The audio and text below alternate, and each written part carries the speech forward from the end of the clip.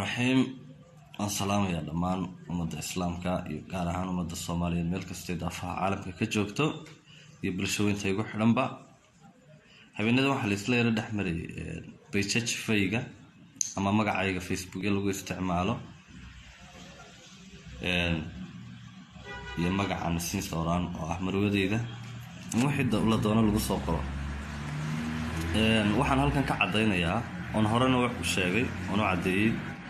inaan anagu lahayn isticmaalin sidaan imika cadeynayo iyo horaba oo aan documentary iyo video hore aan duubay baan ku cadeeyay oo way kamid ahaayeen barnaamij documentary oo iga qabtay Dayax Films iyo meelo kale fara badan ba mar labaad waxaan xaqiijinayaa walaal anagu ma lihin Facebook-yada iyo page-ka toona mana isticmaalay imika bariyahan dambe aalada Facebook balayra aad bad dhamaantiin mahadsan